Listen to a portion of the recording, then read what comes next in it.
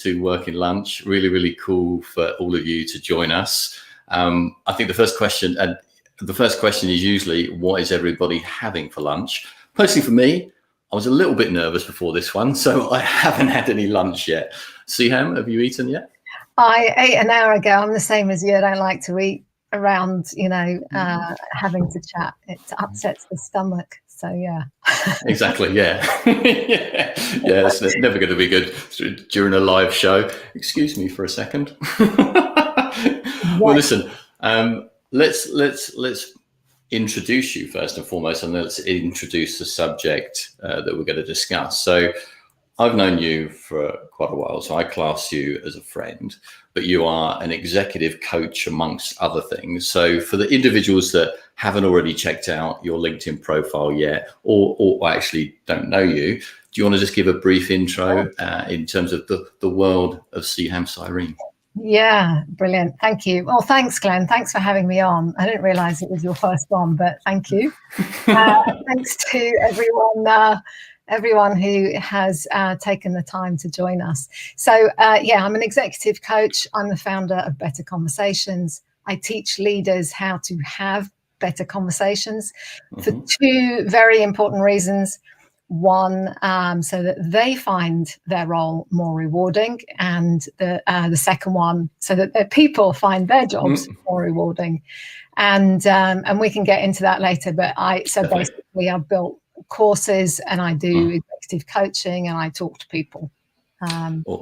Awesome indeed. Yeah, and I've been on one of those courses, and it's very enriching. But like I say, we'll come to that. I think we should intro the reason why we want to kind of talk today, and what was the catalyst behind it. So I was, not that I'm a massive kind of fan of kind of McKinsey per se. I think some of their reports are really interesting, but I was reading an insight report last year, and it was about essentially, and I'll just read it here. It's like communicating with employees during re-entry, so re-entry to the office. And it kind of got me thinking, because they state here, they were like, there's an opportunity for leaders to engage and strengthen overall connections with their employees during this kind of phase of re-entry. And then it goes on to talk about kind of organizational health, efficiency, productivity. But I guess the question that it raised for me was, how is leadership kind of framed now? How has it changed? So hence the subject of the chat that we've got, leadership in the next normal, if you know what I mean. But I wanted to start with a question for you, which really was, what is leadership? What does leadership mean now? Has that changed? Open, broad question, I know, but you're best positioned to give us a... Always start with the big questions, Glenn. Exactly. While I talk about that, what I'd really love to see is from people who've joined us is so my question to everyone is, what behaviors do you want to see from leaders? Behaviors. And also, if you can also drop it in, what gaps in skill sets are you seeing? Because I think that's going to speak a lot to the definition of leadership. So if folks could drop that in, what behaviors do you want to see from leaders, and what gaps are you seeing in those skills? That's super interesting. Yeah, and please, people drop in some questions or comments and so on, what you're seeing, what whether you agree with me or not. Leadership is about motivating people, and that requires a certain way of being around our people. And it's, if you think about it in terms of motivating people, what does that mean? Well, you've got to help people stay focused on their work. So if they get stuck, you help them get unstuck. If they feel overwhelmed, how do you move them forward? If they've got a certain passion, how can you help them see how to apply that passion in a way that benefits them, the team, and the business overall? And obviously, you've got a strategic perspective usually as a leader you're privy to certain decision making and so on that other people aren't.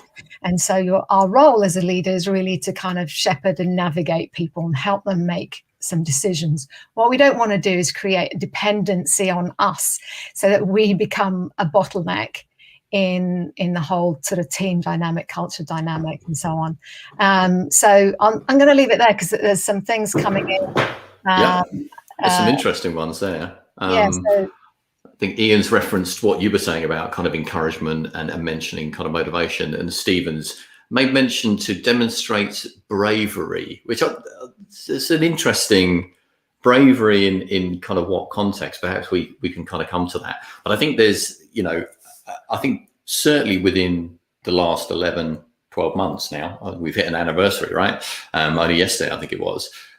Leadership has kind of been redefined by virtue of the way that work has been done over the last 12 months. And I wonder from your perspective, what you've read, what you've understood by virtue of continuing to kind of coach leaders, are there any prevailing challenges that they have met kind of consistently over the last 12 months? Are you seeing any particular types of challenges that leaders commonly have had to kind of adapt to, change their leadership style to support, address? Is that something you could kind of talk to? Yeah, definitely.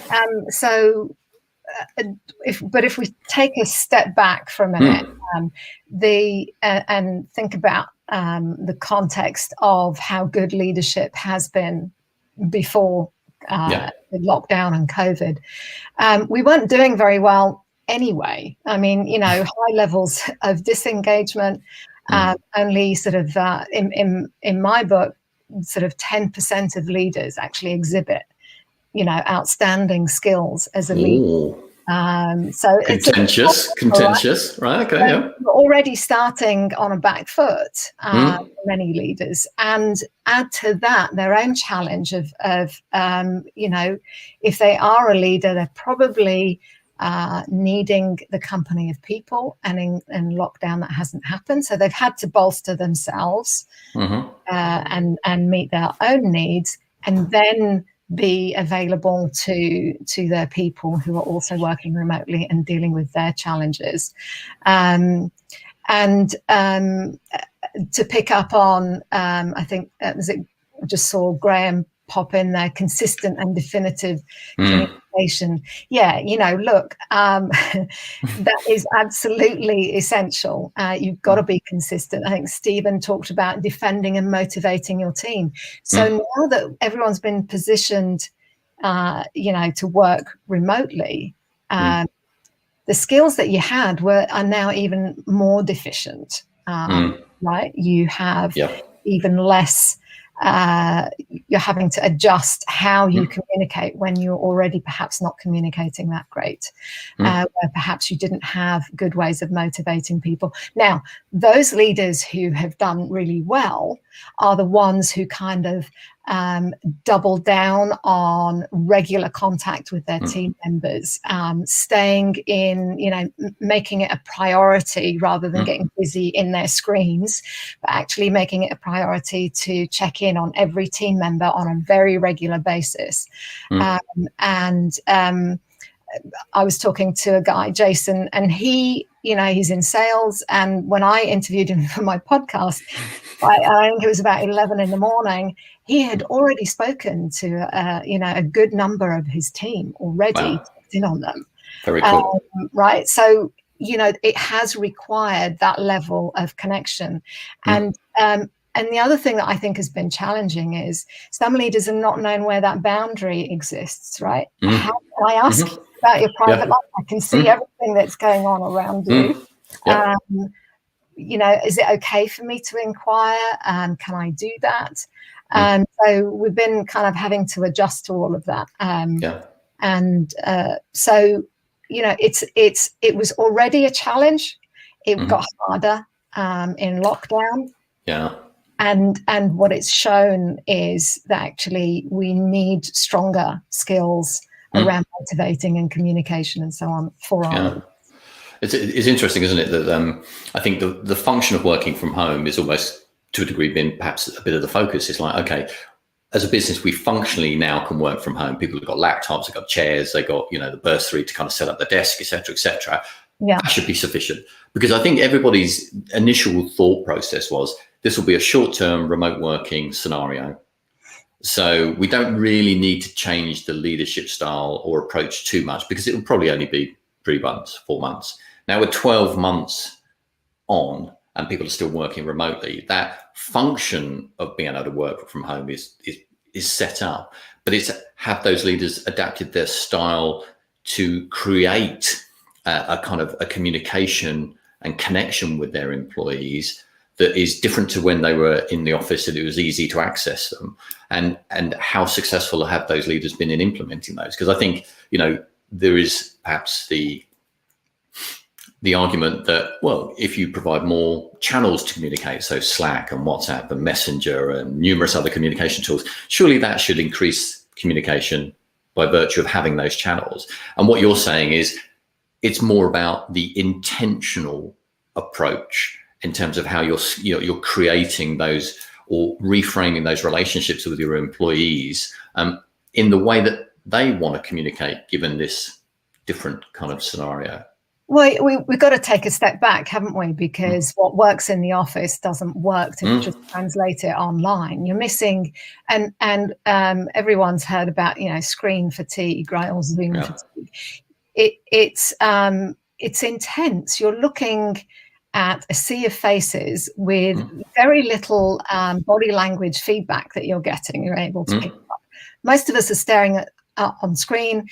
Because we haven't got that physical proximity, we're not giving out cues about how we're feeling.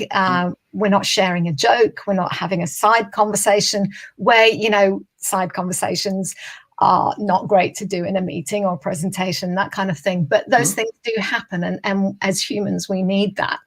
And so what it got replaced with is back-to-back online meetings.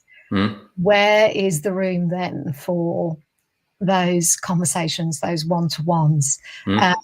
Did you check in with people? Are you making your meetings shorter so that you can actually jump on a one-to-one call with one of the team members or several of them and prep them for the meeting so that they have a say and a presence and are contributing in a way that everyone needs?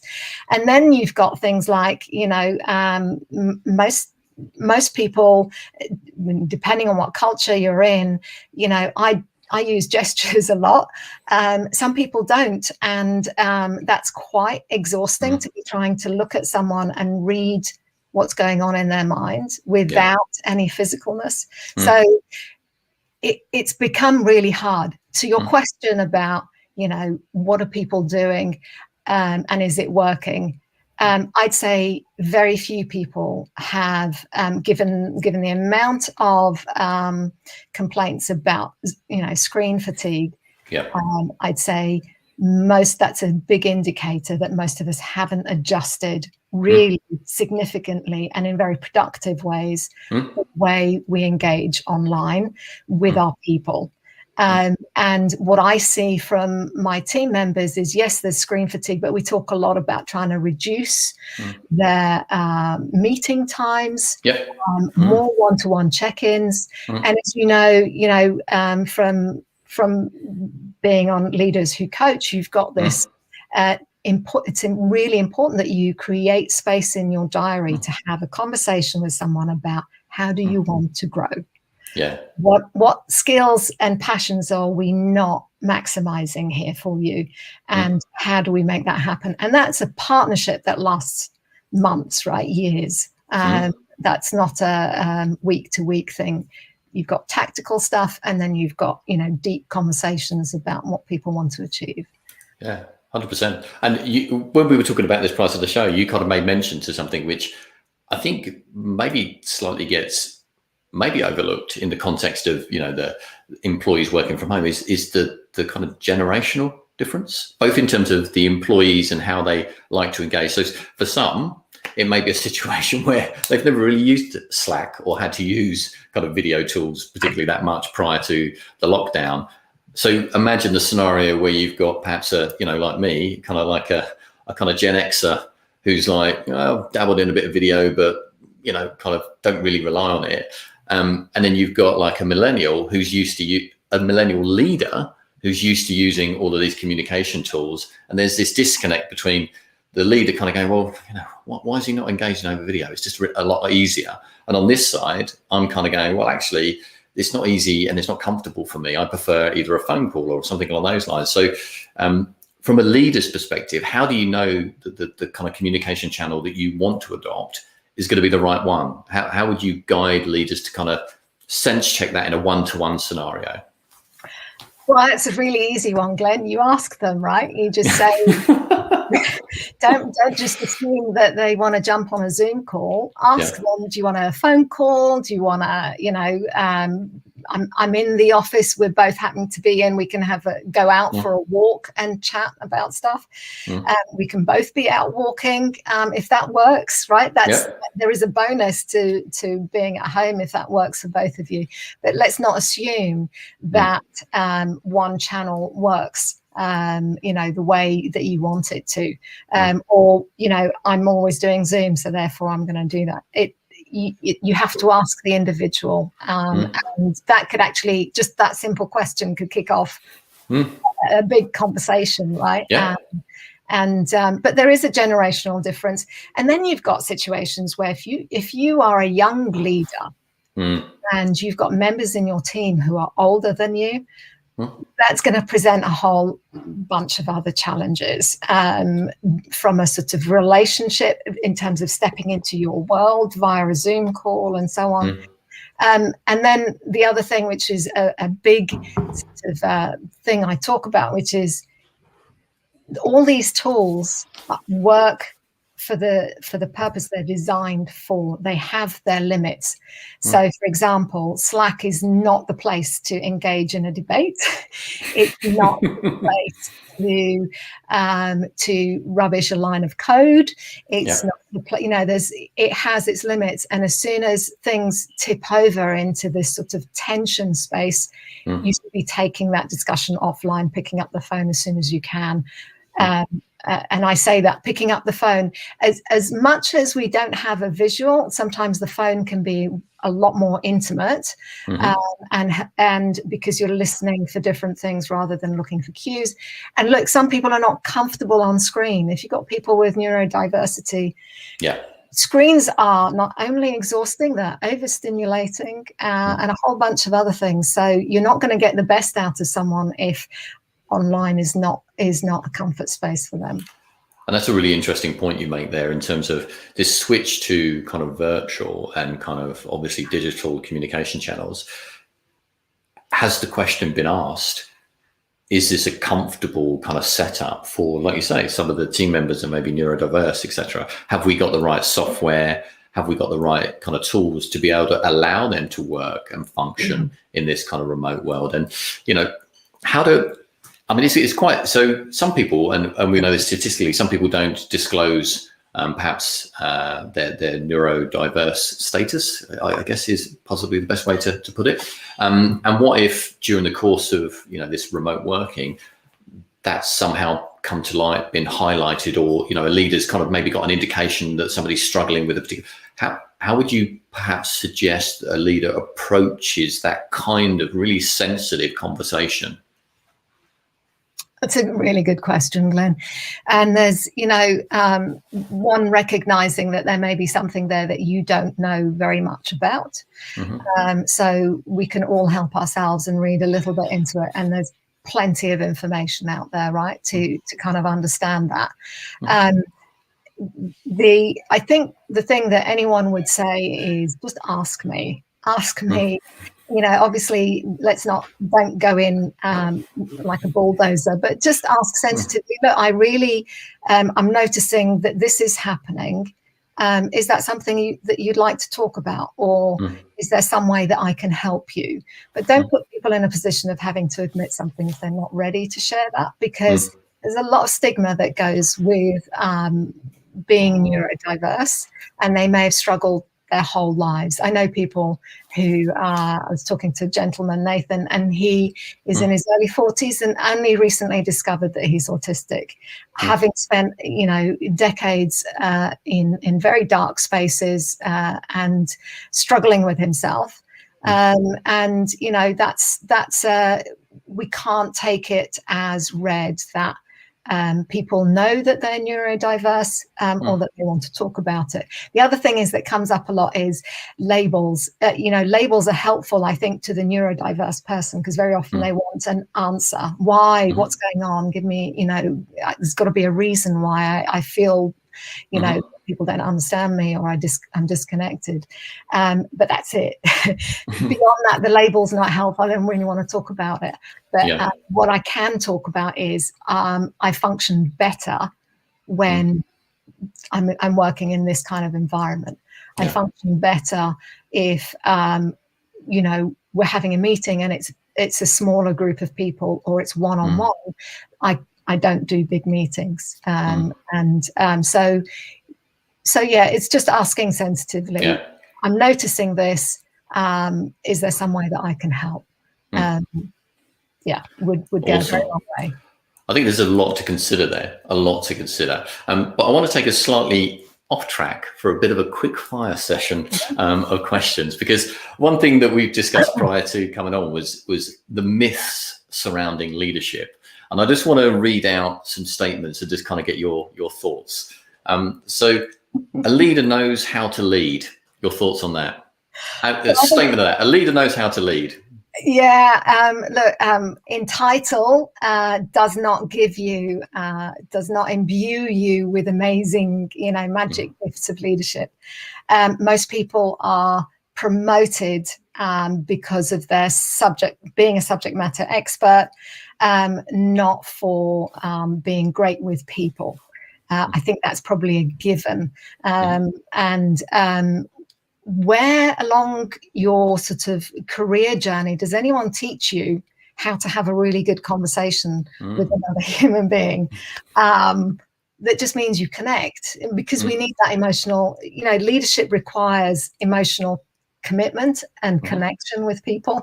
And if you struggle to make someone feel understood or feel heard, then so that's a myth in terms of, it's not, leaders don't know how to lead in the stats. I think backs me up on that.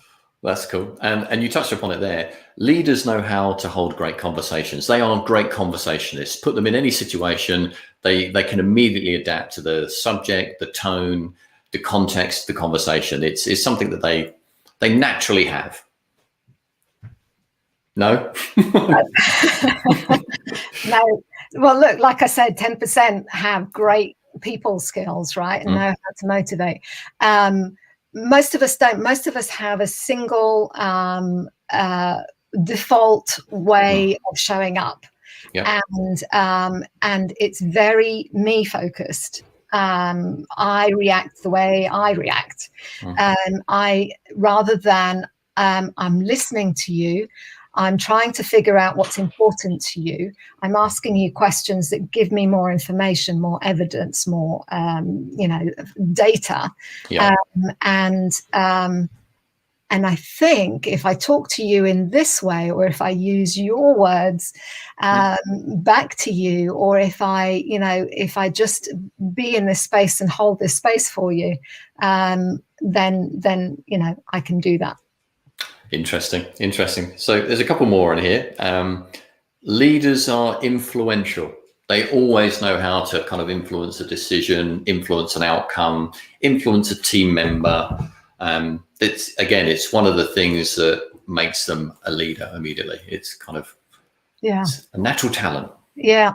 I did an informal survey a couple of years back about influence, and this, we don't. We struggle to influence people. mainly because we do a lot of talking at people rather than being in conversation and holding spaces for people. And what we miss physiologically is when we talk at people, if the other person has freedom of thought, free will, and so they can be in front of us, they can be in a call with us or a meeting with us. It doesn't mean that they are going to accept what you're saying just by virtue of you telling them.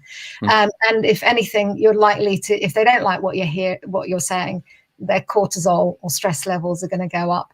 And there goes the collaboration. What you really want to do in terms of influencing is listen, hold spaces for people, ask them questions, help them think through stuff, because that raises oxytocin.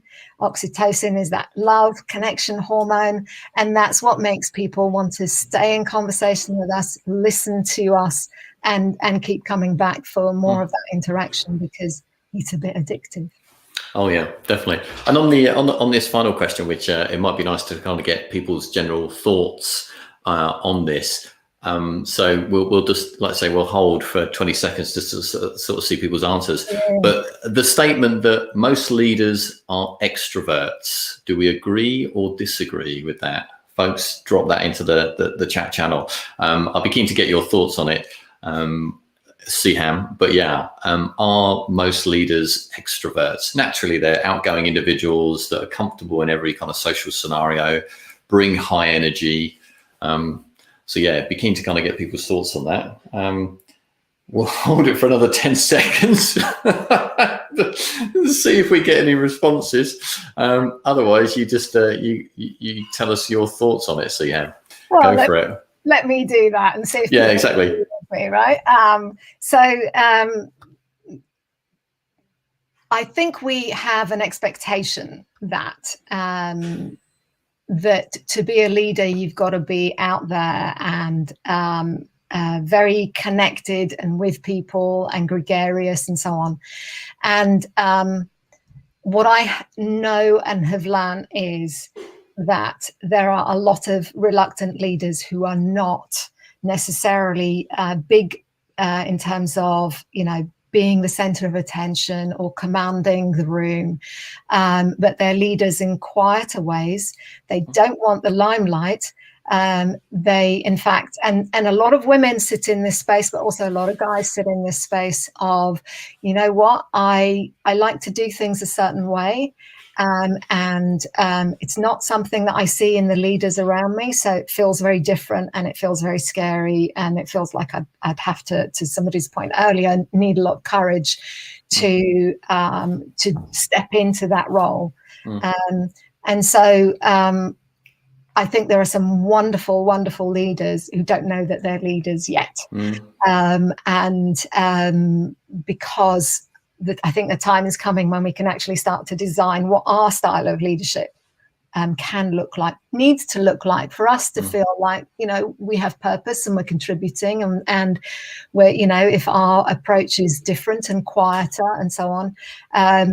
It's just about giving people the opportunity to figure out what that means for them and therefore back themselves. Because they know what they stand for, they know what they're going to defend, and they know, that, okay, you do things differently, but this is my style. Definitely. And thanks to Erica and David for chipping in there. And it's interesting, Erica said, look, I would say more are extrovert, I guess, but doesn't mean to say they're better.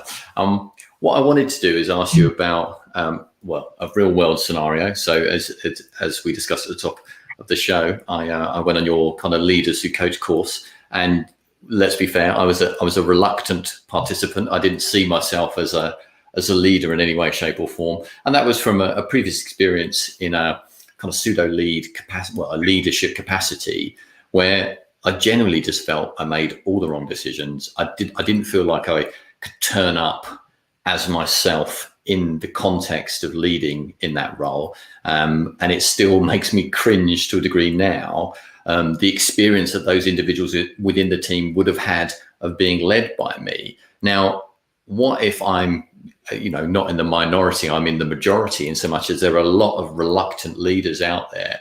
What what initial advice would you perhaps give to them to start thinking about leadership or reframing that experience of leadership, to allow them to kind of almost move past it? And it sounds like a little bit of counselling in there to a degree, but I'd be keen to kind of get your thoughts on it, because I'm sure everybody's had that kind of tough kind of leadership experience in some degree or another. Yeah, or are scared by what it means, right? There's definitely there's so much that goes in that, and thank you for sharing that, Glenn, because it is common, and I can recall events in my younger years where I look back and I go, well, I had no idea, I was clueless, and so we are going to make mistakes, but if that's what we're seeing around us, we're going to copy that. And that's why, one of the things I say to leaders is what you do really matters. How you show up really matters, because you're being watched all the time. You are a role model, whether you like it or not. And so, and they're surprised by that, do they really think what I'm saying is important? Yes, because you're the boss. The sort of, we're social animals, and the cultural setup means that we are going to fall in line with doing what the boss wants. So our words and our actions go a very long way. What can you do if you are feeling like you're a bit stuck, you want to move on, but you don't kind of want to move in that direction? You have to invest in yourself, and there may be some things that you need to work through for yourself. And a good place to start is maybe talk with someone you trust, your life partner or someone, and just start to open up that conversation about what's causing that reluctance. Why are you so hesitant? That, and for some people, they're very clear. I don't want to go up. I want to go stay where I am, go sideways, and that's okay. But if you're feeling like that is the next logical step, but I don't like it, then you need to start somehow open up a conversation. You can do that with a loved one. You can do that with a coach. And what I would say is, throughout your career anyway, you should have a network of peers or mentors who you can have that conversation with, because they'll share the stories that you just shared, right? Of, how they messed up. And you cringe, because you look back and it stings a little bit. Did I really? Well, I was a real idiot. Did I really show up that way? I was not saying that about you. I think those individuals in the team probably would have had a few more choice words than that. To be fair, I would have taken an idiot probably. I was tempering myself. So I think we do, and also look, and if you're really curious, it's okay for me to mention here, I have a course which is a free module. You earn 4 CPD hours from doing it. It's called Personal Values and Blind Spots, it's that will start you on that journey to figuring out, what do I stand for, what's most important to me, and where are my blind spots. Because blind spots could be the things that are derailing you from connecting with people. So if anyone's interested, that's they're available. Wicked. We'll drop that into a link either in the chat channel, or we can share that afterwards. But at the end, and just for those that don't know, CPD is an acronym for continued professional development. Okay, cool. It's one of those things, that employers serious about their learning and development or training of people would want to see, and so it counts. That's really cool. And and certainly from my personal experience, coming from a place where I just genuinely did not think leadership was for me, it's actually been a real kind of journey of kind of exploration, to a degree compartmentalizing some of the experiences, and realizing that and I think actually Erica's referenced it here, and perhaps Debbie as well, and Graham, in so much as certainly within the recruitment industry, kind of leadership training and kind of mentoring, questionable in terms of the kind of value of emulating some of these kind of salesy leadership approach. And I think when I reflect back, I was probably to a degree a product of the environment as much as kind of trying to navigate that sort of leadership style. So yeah, that's great. One thing I wanted to kind of touch upon was the difference in terms of being in an enterprise scale company, like perhaps a Goldman Sachs. We'll come to that. Where your kind of leadership is in this really set framework. You know how to lead. You've got the training, the documentation. You've kind of got that guidance in place. So invariably, you could be a pretty steady leader. Flip that into an environment where you're a CEO founding a new startup business with investor pressure and kind of no leadership experience. What do you do then? I mean, that's a pretty blank canvas, right? And I know that you've written a kind of an article for Sifted on this, which was it was what happens when shit goes wrong. So I'd be keen to kind of just explore that advice. Yes, how not to lose your when as a founder, because you're under enormous pressure, and if you are in tech, you are under pressure generally, right? There are deadlines, there are product releases, and there is a lot, and so you do need to learn how you showing up as a leader, as a founder, starting a culture, or even if you're coming into an established organization with a team that you inherit, you have to show up in a way that is going to nourish and nurture the culture, is going to, because look, all the data is there that a good culture is good for business, right? So we talk a lot about culture. We talk a lot about all these different areas that we need to fix. But what's available to the people who are sort of front line, modeling these behaviors minute to minute in their organization. What training are they getting? What experience, have you had? I just took a cohort of folk from founders of scale-ups from Microsoft, and they're in situations where they're two things I want to say there. They recognized they had gaps, and they were leading people, and members of their board are much older than them, but they were leading people who are older than them, or they were in the situation of having to grow a team for the very first time. And so they recognized they needed some help and they had gaps. But that's the reality. And they were really willing to do something about it because they recognized that at this point, this critical juncture of their organization, culture matters, but they matter in terms of what they, how they show up. The reason that I built Leaders Who Coach, the course, is because a lot of leadership courses are very theoretical. And to my mind, it's important, if I want to enjoy and feel rewarded from being a leader, it has to tick my boxes of personal values. It has to resonate for me in a way that, motivates me as a leader to show up at my best. And in my journey to becoming a coach, this whole world opened up to, wow, if I just slowed down and had a few, handful of fantastic phrases in my back pocket, my conversations would improve by 20%, 30%. Now you take that to a larger organization where you've got, a certain layer of leadership, all being able to unlock all this potential. You do wonders for your culture, and you do for yourself and the people that are there, right?